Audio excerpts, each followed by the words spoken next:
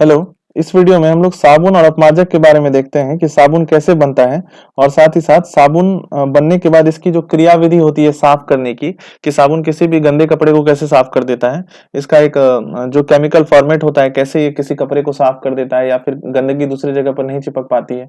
इन सभी चीजों को देखते हैं डिटेल्ड वे में। ठीक है, सोप आखिर तैयार कैसे होता है, क्या इसका केमिकल प्रॉपर्टीज होता है, सभी चीजों को देखते हुए हम लोग आगे बढ़ते हैं। चलिए स्टार्ट करते हैं। ये है सेशन आपका सोप एंड डिटर्जेंट का। ठीक है, तो सोप क्या होता है? सोप जो होता है बेसिकली ये उच्च वसा अम्ल का सोडियम लवण होता है। ठीक है, सोप जो होता है क्या होता है? उच्च वसा अम्ल का सोडियम लवण होता है।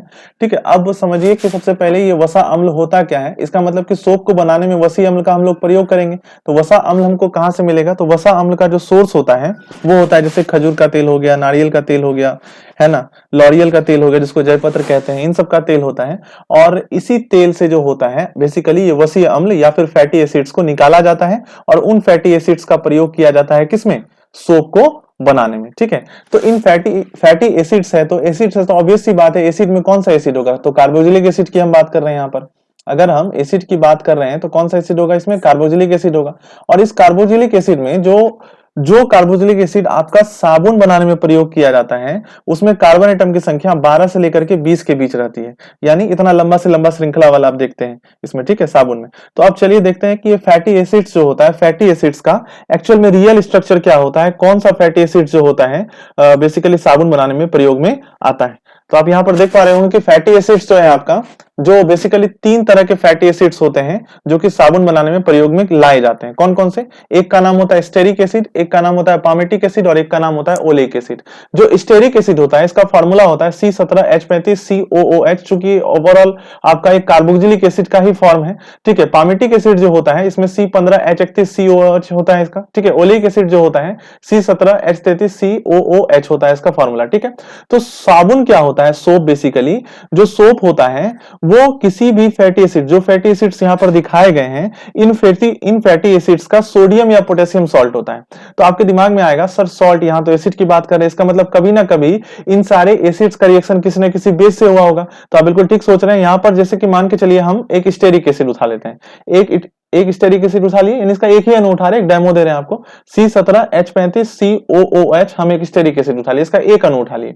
अब हम एक अणु किसी ऐसे बेस का प्रयोग करेंगे जिसमें सोडियम या फिर पोटेशियम सॉल्ट हो, जिसमें सोडियम हो या फिर पोटेशियम हो। तो हम मान लेते हैं एक अणु NaOH का प्रयोग किए। ठीक है, और बेसिकली साबुन बनाने में आपका इसी सोडियम हाइड्रोक्साइड का इस्तेमाल किया जाता है। तो हम एक अणु आपका प्रयोग किए हैं स्टेरिक एसिड, इसका नाम है आपका स्टेरिक एसिड, समझिएगा। और इसका नाम है आपका सोडियम हाइड्रोक्साइड, सोडियम हाइड्रोक्साइड। ठीक है, ये अब क्या किए, जब एक अणु हम स्टेरिक एसिड और एक अणु हम सोडियम हाइड्रोक्साइड का यहां पर हम प्रयोग करते हैं, तो आप एक चीज यहां पर गौर करेंगे, जब हम रिएक्शन करवाएंगे यहां पर, तो देखिए इतना दूर जो है आपका, देखिए इतना दूर आपका एसीटेट आयन है, CH3COO- जो है ये एसीटेट आयन हो गया आपका। ठीक है, तो आप इसको C17H35COO- इस तरह से कर दीजिए, और हाइड्रोजन आयन तो H प्लस में होता है, ये कर दिए। और NaOH को तोड़ेंगे तो Na प्लस और OH माइनस में टूटेगा, बिल्कुल टूटेगा अच्छे से। अब यहां पर आप देखेंगे कि ये जो आपका माइनस वाला है ये किससे मिल जाएगा? ये प्लस वाले से मिल जाएगा। और ये जो प्लस वाला है ये किससे मिल जाएगा? ये माइनस वाले से मिल जाएगा। बात समझ में आ रही है आपको? तो इस तरह से अगर आप इसको मिलाएंगे तो ये हो जाएगा आपका C17H35COONA, ये हो गया। और यहाँ OH और H मिलके ये आपका बन जाएगा H2O बन जाएगा। ठीक है, तो आप यहां पर देख पा रहे होंगे कि ये जो है C17H35COONA जो हुआ, ये आपका क्या है? ये आपका इस फैटी एसिड का सोडियम सॉल्ट हो गया। क्योंकि देखिए ये तो एक एसिड है ना, और ये एक बेस है। ठीक है, ये आपका एक एसिड है, ये एक आपका बेस है, तो जो भी बनेगा वो तो सॉल्ट और वाटर ही होगा। तो देखिए ये तो सॉल्ट बना और ये तो आपका वाटर है ही। इसका मतलब कि जब भी कोई फैटी एसिड सोडियम हाइड्रोक्साइड से अभिक्रिया करेगा तो जो सॉल्ट का निर्माण होगा उसका नाम सोडियम सॉल्ट होगा, क्योंकि इसमें इस बेस में जो धनमूलक के रूप में यूज हुआ है, जो बेसिक मटेरियल है यहाँ पर, वो क्या है आपका? सोडियम है। तो इसका मतलब जो सॉल्ट बनेगा वो सोडियम सॉल्ट होगा। अगर यहाँ पोटेशियम होता तो पोटेशियम सॉल्ट बनता। तो आप देख रहे हैं यही है मेन सोप आपका। ठीक है, यही आपका क्या है? यही सोप है। ये हम एक अणु पे दिखाएं, हालांकि ये बहुत लंबा श्रृंखला होता है, आगे आपको पता चलेगा। ठीक है, समझ में आगे बात सोप कैसे बनता है? सोप क्या होता है? किसी भी फैटी एसिड्स की अभिक्रिया जब हम किसी बेस से करवाते हैं। तो बेस के रूप में हम लोग क्या लेते हैं, या तो सोडियम हाइड्रोक्साइड लेते हैं या फिर पोटेशियम हाइड्रोक्साइड लेते हैं। जब पोटेशियम हाइड्रोक्साइड लेंगे तो यहां पर पोटेशियम सॉल्ट बनेगा, यहां पर सोडियम हाइड्रोक्साइड लिए हैं तो यहां पर क्या बना है, सोडियम सॉल्ट बना है। बात समझ में आ रही है आपको? तो ये आपका सोप हो गया और ये आपका वाटर हो गया। सोप बेसिकली कुछ नहीं है, इन फैटी एसिड्स का सोडियम सॉल्ट है। ठीक है, चलिए आगे बढ़ते हैं। अगर हम लोग सोप की बात करेंगे, ठीक है, अगर हम लोग सोप की बात करते हैं तो जो सोप होता है, सोप बेसिकली दो तरह के आपको देखने को मिलते हैं। ठीक है, सोप बेसिकली दो तरह के देखने को आपको मिलते हैं। कौन कौन? एक जो होता है, एक होता है आपका बाथरूम सोप। बाथरूम सोप में क्या होता है, जैसे नहाने वाने वाला जो सोप होता है वो बाथरूम सोप होता है। ठीक है, बाथरूम सोप बेसिकली क्या होता है, आप यूं समझ लीजिए कि ये जो होते हैं इन सभी फैटी एसिड्स के sodium salt, sorry potassium salt होते हैं। इन सभी फैटी एसिड्स के क्या होते हैं, जनरली जो बता रहे हैं इंडस्ट्री में जो प्रयोग होता है, इन सभी फैटी एसिड्स के क्या होते हैं, पोटेशियम सॉल्ट होते हैं। जितने भी फैटी एसिड्स के बारे में मैंने आपको पिछले मतलब कुछ समय जो पहले बताया है, ये वाला जितने भी फैटी एसिड्स हैं यहां पर, इन सभी फैटी एसिड्स के क्या है, सोडियम सॉरी पोटेशियम सॉल्ट जो होते हैं वो आपके क्या होते हैं, पोटेशियम सॉल्ट, वो आपके बाथरूम सोप होते हैं। और एक होता है वॉशिंग सोप। वॉशिंग सोप का मतलब होता है कपड़ा धोने वाला साबुन। ठीक है, तो कपड़ा धोने वाला जो साबुन होता है या वॉशिंग सोप जो होता है, ठीक है, ये बेसिकली इन एसिड्स के, ये जो फैटी एसिड्स आपको दिखाए थे, इन फैटी एसिड्स के सोडियम सॉल्ट होते हैं। इन फैटी एसिड्स के क्या होते हैं, इन फैटी एसिड्स के सोडियम सॉल्ट होते हैं। तो ध्यान रखिएगा इन सभी बातों को, ठीक है, काम आएगा। ठीक है, तो सोप समझ गए, सोप दो तरह के, बाथरूम सोप और वॉशिंग सोप। सोप क्या होता है, सोप कुछ नहीं होता, फैटी एसिड्स का सोडियम या पोटेशियम सॉल्ट होता है। ठीक है, चलिए अब हम लोग थोड़ा सा सोप को डिटेल्ड वे में समझने का प्रयास करते हैं। देखिए जो सोप होता है, सोप के अगर आप स्ट्रक्चर को देखिएगा तो कैसा होगा, हम क्या बोले, इसमें कार्बन एटम की संख्या 12 से लेकर के 20 तक होती है। सोप में जो कार्बन एटम की संख्या होती है ये 12 से लेकर के 20 तक होती है। इसका मतलब आपको समझ में आ रहा होगा कि ये बहुत लंबा चेन चलने वाला है। ये बहुत क्या चलने वाला है, लंबा चेन चलने वाला है। तो जैसा कि हम आपको बताएं, एक छोटा सा हम आपको बताएं सोप का उदाहरण, क्या, सोडियम स्टेरेट। सोडियम स्टेरेट ये तो आपका सोप है। कैसे बना तो समझ में आया ना। देखिए सोडियम स्टेरेट यही है, ये जो अभी हम यहाँ पे बनाए, स्टेरिक एसिड का इस्तेमाल किए थे ना, सोडियम हाइड्रोक्साइड से अभिक्रिया करवाई, ये जो बना ये क्या बना, सोप बना। इसी सोप का नाम था sodium stearate. Sodium stearate, sodium stearate कुछ नहीं है और बल्कि ये सोप है। ठीक है, अब ये सोडियम स्टेरेट को हम यहां पर लिखते हैं। ठीक है, सोडियम स्टेरेट को हम यहां पर लिखते हैं। तो क्या था इसका फॉर्मूला, इसका फॉर्मूला था C17H35COONA। ठीक है, सोडियम स्टेरेट का फॉर्मूला क्या था, C17H35COONA। यही जो सोडियम स्टेरेट था यही सोप था ना, यही अपना क्या था, यही सोप था। अब देखिए इसको स्ट्रक्चर के फॉर्म में कैसे दिखाएं। आप देख रहे हैं 17 कार्बन है और 35 हाइड्रोजन है। 17 कार्बन है, 35 हाइड्रोजन है। देखिए इसके स्ट्रक्चर को दिखाने के लिए थोड़ा सा ट्रिकी है, आप इसको ध्यान दीजिएगा। पहले हम इसको दिखाएंगे, 17 कार्बन और 35 हाइड्रोजन। तो अगर हम लोग ऐसे करते हैं तो देखिए ध्यान से, 1 2 3 4 5 6 7 8 9 10 11 12 13 14 15 16 17 कार्बन। इसके साथ हम सबको हाइड्रोजन जोड़ेंगे, समझ गए। फिर आएगा आपका एक कार्बन, फिर आएगा ऐसे OONA, ऐसा कुछ होगा, ऐसा ही कुछ होगा, लंबा से लंबा कार्बन का चेन बनेगा। एक हम आपको डेमो दिखा रहे हैं।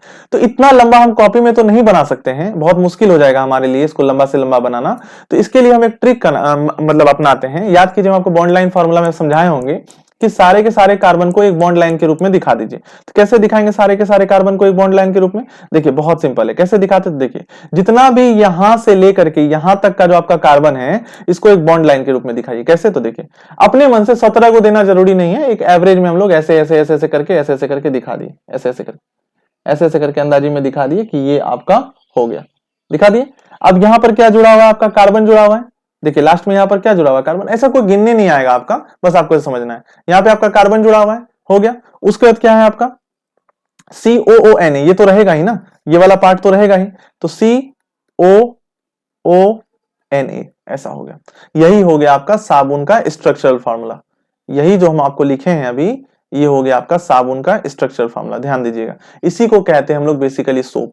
बुक में आपको ऐसा ही देखने को मिलेगा, इसी को हम लोग कहते हैं सोप। ठीक है, यही आपका हो गया सोप। कोई दिक्कत, कोई दिक्कत नहीं। चलिए इसमें से जो आपका ये वाला हिस्सा आप देख रहे हैं, एक नया पेज हम ले लेते हैं और इसको बढ़िया से थोड़ा सा लिखते हैं। देखिए इस तरह से हम दिखा दिए, अंदाजी कर देंगे क्योंकि C17 है, उतना कौन गिनने जाएगा, है ना। तो सिंपल सी बात है, C, इसको हम अलग कलर में लिखते हैं। देखिए बाकी जो है COONA, ये था ना। इसको अगर देखेंगे तो ये क्या है, ये तो वही साबुन है ना, C17H35 COON, यही साबुन है वो, ठीक है। अब इसमें से जो ये वाला हिस्सा आप देख रहे हैं, ये जो टेल वाला हिस्सा जिगजैग लाइन में जो देख रहे हैं, इसको हम लोग कहते हैं टेल। क्या कहते हैं इसको हम लोग? इसको हम लोग कहते हैं टेल, ठीक है। इसको हम लोग कहते हैं टेल, टेल कहते हैं, या फिर इसको दूसरी भाषा में हम लोग पुछल्ला भी कहते हैं, या पूंछ भी कहते हैं, पूंछ भी कहते हैं, या फिर पुछल्ला भी इसको कहा जाता है, ठीक है। और ये वाला जो हिस्सा आप देख रहे हैं, इस वाले हिस्से को हम लोग कहते हैं हेड। क्या कहते हैं? हेड कहते हैं, ठीक है, हेड कहते हैं। तो अब इतना लंबा कॉम्प्लेक्स स्ट्रक्चर दिखाना तो थोड़ा सा मुश्किल है, तो इसको हम लोग कैसे दिखाते हैं? तो इसको देखिए हम लोग कैसे दिखाते हैं। तो ये जो है जिगजैग लाइन में, इसको आप इस तरह से दिखा दीजिए, ऐसे। ये साबुन का स्ट्रक्चर हम आपको बता रहे हैं, ठीक है। और यहां पर जो आपका हेड था, हेड को आप इस तरह से दिखा दीजिए, ऐसे। अक्सर आपने किताब में ऐसा देखा होगा स्ट्रक्चर, ठीक है।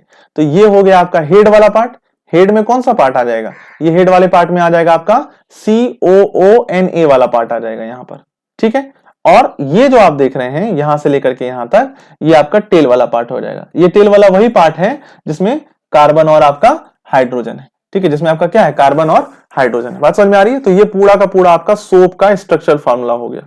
ये सोप का क्या हो गया? आपका स्ट्रक्चरल फॉर्म हो गया, स्ट्रक्चरल फॉर्म हो गया। कोई दिक्कत? चलिए, तो यहां से ये आ गया। अब हम लोग समझते हैं कि बड़े स्तर पर साबुन को कैसे बनाया जाता है, और वास्तव में ये तो हो गया सोप का स्ट्रक्चर। अब देखिए सेपोनिफिकेशन क्या होता है, ठीक है। सेपोनिफिकेशन या फिर साबुनीकरण जिसको हम लोग कहते हैं, सेपोनिफिकेशन या फिर इसी को हम लोग कहते हैं साबुनीकरण, ठीक है। तो समझिएगा कि इसको साबुनीकरण क्या होता है, कैसे होता है, कैसे साबुन बनता है बड़े बड़े लेवल पर। हम आपको क्या बताएं? फैटी एसिड्स का इस्तेमाल किया जाता है साबुन बनाने में। अभी तो हमने आपको तुरंत बताया फैटी एसिड्स का इस्तेमाल किया जाता है। तो फैटी एसिड के रूप में क्या होता है? C17H35, ठीक है। COOH होता है ना, तो सिंपल सी बात है COOCH2 ऐसा ले लीजिए, लंबा से लंबा चेन इसमें लिया जाता है, ठीक है। फिर एक मिनट, फिर एक इस तरह से एक और चेन लेंगे हम लोग, बहुत लंबा से लंबा चेन, क्योंकि एक मॉलिक्यूल नहीं रहता, बहुत सारा मॉलिक्यूल रहता है। COOCH, फिर से एक ले लेंगे C17H35, COOCH2 ऐसा ले लिए। ये पूरा का पूरा एक लंबा से लंबा हम क्या ले लिए? फैटी एसिड्स ले लिए। ये आपका ले लिए फैटी एसिड, या यूं कह लीजिए ये फैट ले लिए हम। क्या ले लिए? फैट ले लिए। अब इसकी अभिक्रिया हम किससे करवाएंगे? इसकी अभिक्रिया हम करवाएंगे आपका सोडियम हाइड्रोक्साइड से, क्योंकि हमको एक ऐसा बेसिक मटेरियल तो लेना पड़ेगा ना। तो हम यहाँ पे सोडियम हाइड्रोक्साइड ले लिए, NaOH ले लिए। अब समझिए क्या होगा, देखिए सोडियम हाइड्रोक्साइड तो देखिए एक मॉलिक्यूल ये है, एक मॉलिक्यूल ये है, एक मॉलिक्यूल ये है, तो तीन मॉलिक्यूल है। तो तीन मॉलिक्यूल है, तो हम यहाँ तीन मॉलिक्यूल सोडियम हाइड्रोक्साइड ले लिए। कोई दिक्कत? अब देखिए सिंपल सी बात है, देखिए इतना दूर जो है आपका, ये तो एसीटेट आयन है, तो यहाँ टोटल आपका माइनस हो जाएगा। इतना दूर भी आपका एसीटेट आयन है, तो ये आपका माइनस हो जाएगा। इतना दूर आपका एसीटेट आयन है, तो ये आपका माइनस हो जाएगा। और ये बाकी आपका क्या हो जाएगा? ये बाकी आपका प्लस हो जाएगा। कोई दिक्कत? उसी तरह से यहाँ पे अगर हम लोग बात करेंगे सोडियम हाइड्रोक्साइड में, तो ये आपका Na प्लस हो जाएगा और OH माइनस हो जाएगा। देखिए तीन Na है, तो एक Na इसको दे दीजिए, एक Na इसको दे दीजिए, और एक Na इसको दे दीजिए। कोई दिक्कत? तो ये हो जाएगा आपका 3C17H35, ठीक है, COONA ये ले लिए, ठीक है। तो यही हो गया आपका मेन सोप। यही क्या हो गया? आपका मेन सोप हो गया। अब देखिए OH तो बचा हुआ है ना, देखिए OH यहां पर आपका बचा हुआ है, और OH जो है माइनस में है, तो ये बाकी प्लस में होगा, तो प्लस वाले को दे दीजिए, इसको दे दीजिए, इसको दे दीजिए, इन तीनों को दे दीजिए। तो सिंपली क्या हो जाएगा आपका CH2OH, ठीक है। फिर हो जाएगा आपका CHOH, फिर हो जाएगा आपका CH2OH, ठीक है। यानी ये जो आपका प्रोडक्ट बना CH2OH, CHOH, CH2OH, इसको हम लोग कहते हैं ग्लिसरॉल। क्या कहते हैं? ग्लिसरॉल। वही ग्लिसरीन वगैरह सब जो आता है उसको हम लोग कहते हैं ग्लिसरॉल। देखिए अल्कोहल आ गया ना, OH से क्या होता है? अल्कोहल, ठीक है। ये आपका अल्कोहल आ गया, तो ये बन गया आपका ग्लिसरॉल बन गया, ठीक है। तो ये आपका हो गया सोप का फॉर्मूला, और ये हो गया आपका ग्लिसरॉल का फॉर्मूला। उम्मीद करते हैं कि क्लियर हो गया होगा, ठीक है। नहीं हुआ है तो दोबारा आप वीडियो को बैक करके देखिए, सब समझ में आ जाएगा, ठीक है। बहुत ज्यादा मुश्किल नहीं है, आसानी है, ठीक है। आगे बढ़ते हैं। चलिए आगे हम लोग देखते हैं, अगला जो अपना टॉपिक होता है वो होता है behaviour of soap towards hard water, ठीक है। मतलब कहने का मतलब है कि कठोर जल में साबुन कैसे काम करता है ना। तो टॉपिक है अपना behaviour of soap towards hard water, hard water का मतलब होता है कठोर जल। हार्ड वाटर का मतलब क्या होता है? हार्ड वाटर का मतलब होता है कठोर जल। कठोर जल से सेंस क्या होता है? कठोर जल से सेंस होता है कि ऐसे जल जिसमें कैल्शियम आयन या मैग्नीशियम आयन या फिर कार्बोनेट आयन मौजूद हो, उसको कठोर जल कहते हैं, ठीक है, या चूना वगैरह मौजूद हो। तो सिंपल सी बात है, हार्ड वाटर की अगर डेफिनेशन आपको लेनी है कि हार्ड वाटर क्या होता है, कठोर जल क्या होता है, तो कठोर जल बेसिकली क्या होता है? ऐसे जल को कठोर जल कहते हैं जिसमें आपका कैल्शियम आयन, मैग्नीशियम आयन, यानी ऐसा जल जिसमें आपका क्या मिला होगा? कैल्शियम आयन मिला होगा, या फिर मैग्नीशियम आयन मिला होगा, या फिर कार्बोनेट आयन मिला होगा। ऐसे अगर कुछ है मिले हुए, ठीक है, तो उसको हम लोग क्या कहते हैं? बेसिकली हार्ड वाटर कहते हैं। जनरली कैल्शियम या मैग्नीशियम आयन से मिले हुआ जो वाटर होता है उसको हम लोग क्या कहते हैं? हार्ड वाटर कहते हैं। तो हार्ड वाटर में क्या होता है? जिसमें भी कैल्शियम या मैग्नीशियम आयन मिला हुआ है, उसमें आपका कपड़ा जल्दी साफ नहीं होता है।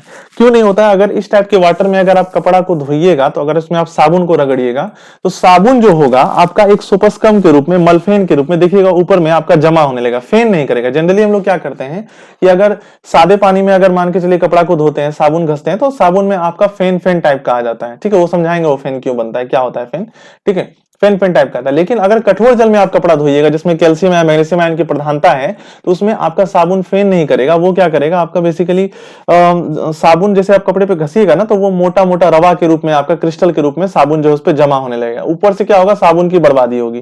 बात समझ में आ रहा है? तो ऐसा क्यों होता है, इसी चीज को समझना है। सोपस्कम कैसे बनता है, साबुन मलफेन या मलफेन कैसे बनता है, इस चीज को समझिएगा। देखिए होता क्या है, अगर हम एक साबुन की बात करें तो कोई भी साबुन ले लेते हैं, जैसे मान के चलिए C17H35 COONA, ये मान लीजिए साबुन है, साबुन ही है ना, सोडियम स्टेरेट नाम होगा इसका। इसका नाम क्या होगा? इसका नाम होगा sodium stearate. Stearate stearic acid से बना है तो इसलिए सोडियम स्टेरेट हो गया। ये क्या है आपका? ये समझ लीजिए एक तरह का सोप है, सोप ही है, ठीक है। प्लस हम क्या बोले, पानी में डालेंगे तो हमको पानी से तो मतलब है नहीं, हमको कैल्शियम, पानी में मौजूद, हार्ड वाटर में मौजूद कैल्शियम आयन से मतलब है। अब क्या होगा, इस चीज को समझने का प्रयास कीजिएगा। देखिए यहां पर क्या होता है। अब यहां पर क्या होगा कि आप देख पा रहे हैं, ठीक है, C17H35 COO माइनस इधर हो गया, और ये हो गया Na प्लस, ठीक है, और Ca2 प्लस तो पानी में है, ये है। अब ये हार्ड वाटर में जो मौजूद कैल्शियम आयन है, ये इससे रिएक्शन कर लेगा ना, तो ये आपका बना लेगा C17H35 COO, हो गया, हॉल टू Ca, इसका नाम हो गया आपका कैल्शियम स्टेरेट। इसका नाम क्या हो गया? इसका नाम हो गया आपका कैल्शियम स्टेरेट। कैल्शियम स्टेरेट बना लिया, और साथ ही साथ जो सोडियम आयन होता है वो आपका पानी में डिसॉल्व हो जाएगा। सोडियम आयन क्या होगा? आपका पानी में डिसॉल्व हो जाएगा। इसको बैलेंस कर सकते हैं आप, बैलेंस करने के लिए आप कर सकते हैं, कोई दिक्कत नहीं है। तो यहां पर आप एक काम कीजिए, इस जगह पर आप 2 लगा दीजिए, ठीक है। इस जगह पर अगर आप 2 लगा देते हैं तो बाकी इस जगह पर आपको 2 लगाने की जरूरत पड़ेगी, चेक कर लीजिएगा वैसे, ठीक है। तो ये आपका बैलेंस हो जाएगा। तो देखिए ये जो कैल्शियम स्टेरेट आप देख रहे हैं, यही है आपका सोपस्कम या साबुन मलफेन, इसी को कहते हैं साबुन मलफेन। यानी कुल मिला के यूं कहिए, साबुन मलफेन का निर्माण जब भी होगा या फिर सोपस्कम का निर्माण जब भी होगा, ठीक है, सोपस्कम का निर्माण आपका जब भी होगा, तो इसमें आपकी साबुन की ही बर्बादी होगी। क्वेश्चन ये आता है एग्जाम में कि आखिर हम लोग हार्ड वाटर में, कठोर जल में कपड़े क्यों नहीं साफ कर पाते? तो कपड़े हम लोग इसलिए नहीं साफ कर पाते क्योंकि हार्ड वाटर में कैल्शियम मैग्नीशियम आयन होता है, और ये कैल्शियम मैग्नीशियम आयन सोडियम में उपस्थित जो ये कार्बोक्सिलेट समूह होता है, इससे रिएक्शन करके कैल्शियम स्टेरेट का निर्माण करता है, जो एक तरह से साबुन मलफेन के रूप में। और साबुन मलफेन का निर्माण जब भी होता है तो इसमें साबुन फेन नहीं करता है, बल्कि साबुन जो होता है रवे के रूप में जमा होने लगता है बिना फेन के, इससे साबुन की बर्बादी होती है। इसलिए हम लोग को कठोर जल में कपड़े को साफ नहीं करना चाहिए, ठीक है। बात समझ में आ गई? तो ये साबुन मलफेन की कहानी थी। चलिए आगे बढ़ते हैं। अब समझते हैं कि आखिर कभी कभी क्या होता है कि हार्ड वाटर में आपकी जनरली साबुन काम नहीं करते। तो हार्ड वाटर में जब साबुन काम नहीं करता है, तो इसी को ओवरकम करने के लिए, हार्ड वाटर में चूंकि साबुन काम नहीं करता है, इसी को ओवरकम करने के लिए, इसी को ओवरकम करने के लिए, मतलब यूं समझ लीजिए कि इससे छुटकारा पाने के लिए हम लोगों को आवश्यकता पड़ गई किसकी? डिटर्जेंट की। ये वही डिटर्जेंट है, घड़ी डिटर्जेंट, पहले इस्तेमाल करें फिर विश्वास करें, है ना, डिटर्जेंट, ठीक। चलिए डिटर्जेंट की जरूरत पड़ गई, तो वैज्ञानिकों ने यहां पे डिटर्जेंट का कॉन्सेप्ट लाया। डिटर्जेंट क्यों स्पेशल है? डिटर्जेंट इसलिए स्पेशल है क्योंकि ये हार्ड वाटर में भी काम कर जाता है। ध्यान रखिएगा, डिटर्जेंट इसलिए स्पेशल है क्योंकि ये हार्ड वाटर में भी काम करता है आपका। तो इस बात को आपको ध्यान में रखना है। डिटर्जेंट इसलिए भी स्पेशल है क्योंकि ये हार्ड वाटर में भी आपका काम करता है। प्लेन वाटर में तो काम करता ही करता है, लेकिन ये हार्ड वाटर में भी काम करता है। तो थोड़ा सा डिटर्जेंट को हम लोग समझ लेते हैं। तो देखिए, जैसे हम क्या बताएं कि फैटी एसिड्स का जो सोडियम या पोटेशियम सॉल्ट होता है वो साबुन होता है। साबुन क्या होता है? साबुन जो होता है यानी सोप जो होता है, ये आपका बेसिकली क्या होता है, ये फैटी एसिड्स का सोडियम या पोटेशियम सॉल्ट होता है। फैटी एसिड्स का सोडियम या फिर पोटेशियम सॉल्ट होता है, यही होता है ना। फैटी एसिड्स का सोडियम या पोटेशियम सॉल्ट होता है, बिल्कुल यही होता है। लेकिन जो डिटर्जेंट होता है, ध्यान रखिएगा, जो डिटर्जेंट होता है ये क्या होता है, ये लंबी श्रृंखला वाले बेंजीन सल्फोनिक एसिड के सोडियम सॉल्ट होते हैं। हम क्या बोले, ये फैटी एसिड्स का सोडियम सॉल्ट होता है, लेकिन ये बेंजीन सल्फोनिक एसिड का, बेंजीन, अभी सब बताते हैं आपको, बेंजीन सल्फोनिक एसिड का सोडियम सॉल्ट होता है, सोडियम सॉल्ट होता है। ठीक है, ध्यान रखिएगा। तो सोप क्या होता है, फैटी एसिड्स का सोडियम या पोटेशियम सॉल्ट। डिटर्जेंट क्या होता है, बेंजीन सल्फोनिक एसिड का सोडियम सॉल्ट होता है। अब देखिए कि ये बनता कैसे है बेसिकली आपका। ठीक है, डिटर्जेंट कैसे बनता है। तो जैसे कि हम लोग मान लीजिए एक अल्केन समूह से उठा लिया आपका, जैसे कि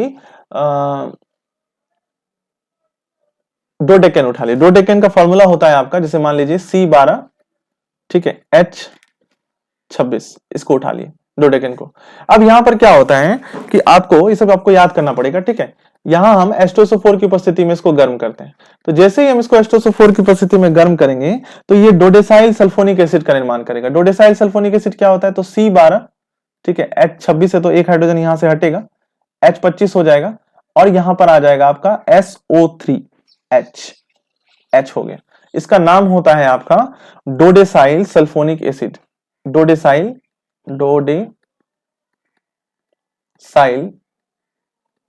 सल्फोनिक, SO3 यहां सल्फोनिक को दिखाता है और H जो है यहां एसिड को दिखाता है, सल्फोनिक अम्ल। ठीक है, और साथ ही साथ जो आपका बनेगा वो बनेगा आपका वाटर, ये अलग से बनेगा। अगले स्टेप में क्या होता है, ये डोडेसाइल सल्फोनिक एसिड जो है C12H25SO3H, ये जो डोडेसाइल सल्फोनिक एसिड है इसकी अभिक्रिया हम किससे करवाएंगे, NaOH से करवाएंगे।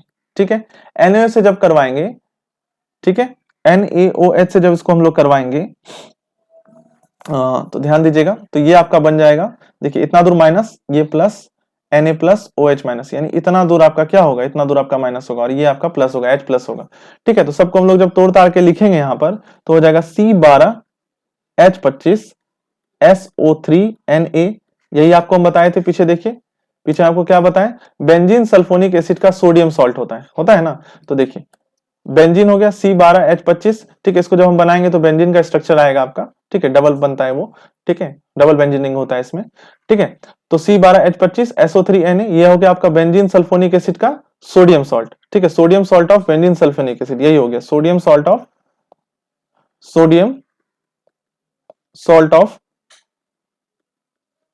बेंजीन सल्फोनिक एसिड, ये हो गया। और लास्ट में ये हो गया आपका H2O। ठीक है, तो sodium salt of benzene sulphonic acid, यही है बेसिकली आपका क्या, डिटर्जेंट, यही है आपका डिटर्जेंट। ठीक है, इसी को हम लोग दूसरी भाषा में कहते हैं डिटर्जेंट। पहले इस्तेमाल करें फिर विश्वास करें। ठीक है, चलिए डिटर्जेंट आगे बढ़ते हैं, समझ गए। तो ये आपका हो गया डिटर्जेंट। तो साबुन और डिटर्जेंट कैसे बनता है ये कंप्लीट हो गया। अब थोड़ा सा साबुन की क्रियाविधि को देख लीजिए कि साबुन साफ कैसे करता है किसी भी चीज को। तो चलिए एक बार साबुन के स्ट्रक्चर को हम लोग फिर से देख लेते हैं। तो देखिए साबुन का फॉर्मूला क्या होता है, सोप, यानी यही क्रियाविधि है। ध्यान समझिएगा, सब कुछ आपको समझ में आ जाएगा, इसमें कोई बड़ी बात नहीं है। ठीक है, सोप की अगर हम लोग बात करेंगे तो सोप का स्ट्रक्चर कैसा होता है। तो सोप में देखिए दो स्ट्रक्चर हम बताए थे, एक आपका हाइड्रोकार्बन वाला स्ट्रक्चर था ऐसा जिगजैग वाला, ध्यान दीजिए। ठीक है, उसके बाद आपका क्या था, यहां पर आपका इसका सिरा था जिसको हम लोग हेड कहते हैं। हेड में आपका ये कार्बोक्सिलेट आयन का समूह था। ठीक है, हेड में क्या था आपका, हेड में आपका कार्बोक्सिलेट आयन का समूह था, ये देखिए।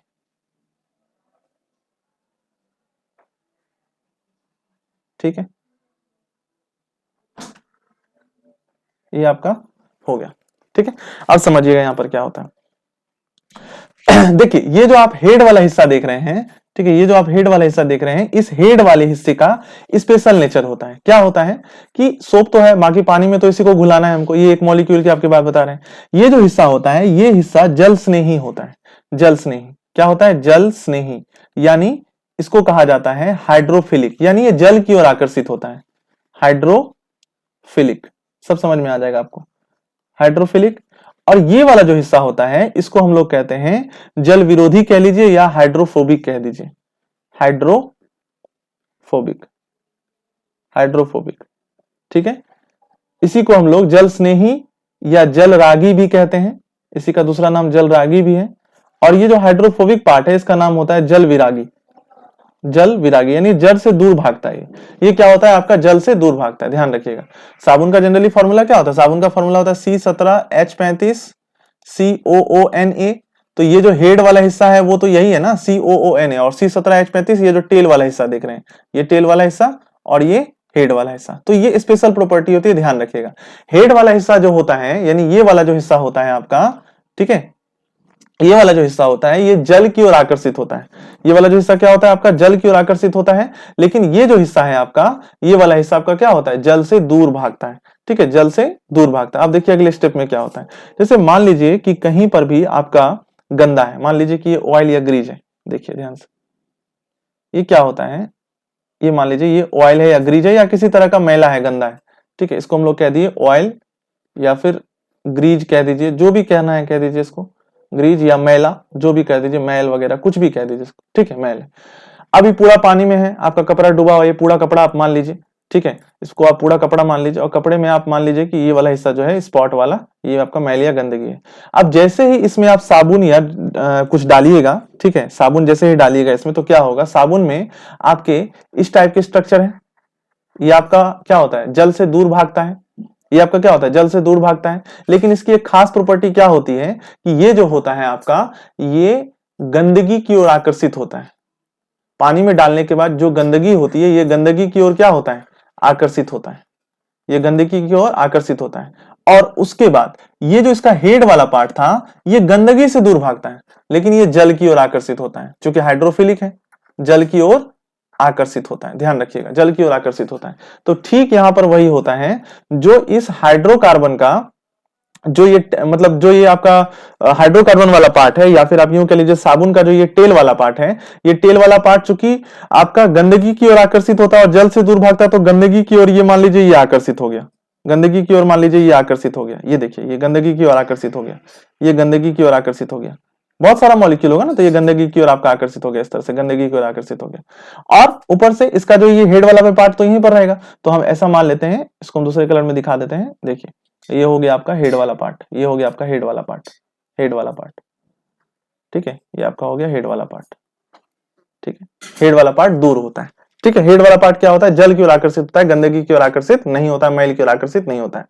तो इस तरह से आप देखते हैं कि जब ये पूरा का पूरा आपका ये जो टेल वाला पार्ट होता है, साबुन का जो ये टेल वाला पार्ट होता है, जो ब्लू कलर में दिखाए हैं, ये टेल वाला पार्ट गंदगी की ओर आकर्षित हो गया, और गंदगी की ओर आकर्षित करके गंदगी को चारों ओर से घेर लेता है, और घेर करके कुछ ऐसा स्ट्रक्चर का निर्माण करता है, जैसा अभी आपके सामने दिख रहा है। हालांकि ये बहुत ज्यादा होता है, अभी तो 2 ही 4 मॉलिक्यूल आपको दिखाए ऐसा, लेकिन ये सब बहुत सारा होता है। ठीक है, यानी इस तरह से इस तरह से इस तरह से पूरा एकदम छाया हुआ रहता है, इस तरह से पूरा एकदम, है ना, चारों तरफ से इसको पैक कर लेता है, चारों तरफ से इसको पैक कर लेता है, यूं ऐसा स्ट्रक्चर का निर्माण होता है। इसी को हम लोग कहते हैं मिसेल। इसी को हम लोग क्या कहते हैं? मिसेल कहते हैं। ठीक है, साबुन का मिसेल कहते हैं। ठीक है, इसी को हम लोग क्या कहते हैं? मिसेल कहते हैं। और उसके बाद जब ये यहां पर इसको जकड़ लेता है, तो धीरे धीरे क्या करता है, ये एक तरह का कोलाइडल सॉल्यूशन का निर्माण करता है, कोलाइडल सॉल्यूशन का निर्माण कर लेता है। और वापस से जब हम उस कपड़े को किसी साफ पानी में क्या करते हैं, जिसको फलारना कहते हैं, धोते हैं, तो क्या होता है कि ये मैल जो होता है ये मिसेल के साथ अलग हो जाता है। ये जो स्ट्रक्चर होता है ना, स्ट्रक्चर के साथ क्या होता है, ये जो मैल या ग्रीज कपड़े में लगा हुआ होता है, वो उसको लेकर के अलग हो जाता है। तो आपके मन में एक प्रश्न आ रहा होगा कि सर आखिर ये मैल उठ के कहीं दूसरे जगह भी तो लग सकता है ना? तो बिल्कुल लग सकता है, लेकिन आप जो यहां पे देख रहे हैं ये वाला हिस्सा, जो कि आपका COO- वाला हिस्सा है, जिसको हम लोग बेसिकली हाइड्रोफिलिक पार्ट कहे थे, जो जल की ओर आकर्षित होता है, ये हाइड्रोफिलिक पार्ट मैल को कहीं दूसरी जगह चिपकने के लिए नहीं देता है। समझ गए। और जनरली जब आप पानी में कपड़े को फैलाते हैं तो मैल जो होता है, ये मिसेल, ये जो स्ट्रक्चर देख रहे हैं कंप्लीट, इस पूरे कंप्लीट स्ट्रक्चर को मिसेल कहा जाता है। मैल मिसेल के साथ अलग हो जाता है और धोने में कंप्लीट जो गंदा होता है वो पानी के साथ क्या होता है, आपका बह जाता है। ठीक है, बात समझ में आ रही। तो इस तरह से आपका जो होता है कपड़ा साफ हो जाता है। समझ में आ गया। अब देखिए साबुन और डिटर्जेंट के बीच अगर थोड़ा सा हमको अगर डिफरेंस करना हो तो आप ये कह सकते हैं कि साबुन जो होता है उच्च वसा अम्ल के सोडियम लवण होते हैं, आपको बताया ही। लेकिन जो डिटर्जेंट होता है वो आपका लंबी श्रृंखला वाले सल्फोनिक अम्ल का सोडियम लवण होता है। उसके बाद साबुन जो होता है ये जल में कम घुलनशील होता है, लेकिन डिटर्जेंट जल में आसानी से घुल जाता है और किसी भी तरह के जल में ये कार्य कर लेता है। तो कठोर जल में भी काम कर लेगा, लेकिन साबुन जो होता है कभी कभी कठोर जल में काम नहीं कर पाता है। साबुन में देखे होंगे आर्द्रता का गुण कम पाया जाता है, यानी साबुन को अगर आप बाहर रखते होंगे तो पसीजता कम है, लेकिन अगर सर्फ को आप बाहर रखेंगे तो वो ह्यूमिडिटी को एब्जॉर्ब करने की कैपेसिटी रखता है डिटर्जेंट। समझ गए, इसलिए इसमें आर्द्रता का गुण अधिक होता है। ठीक है, तो यही सारे डिफरेंस हैं। ठीक है, तो आप इसको साबुन और डिटर्जेंट को क्लासिफाई करके देख सकते हैं। और यहां पर हमने कंप्लीट देख लिया कि किस तरह से जो होता है कपड़ा साफ होता है। ठीक है, तो चलिए यहां पर अपना क्लास जो है कंप्लीटली ऑर्गेनिक केमिस्ट्री समाप्त होता है। ठीक है, हम लोग मिलते हैं नेक्स्ट क्लास में पीरियोडिक टेबल में। ठीक है, तब तक रिवीजन कीजिए।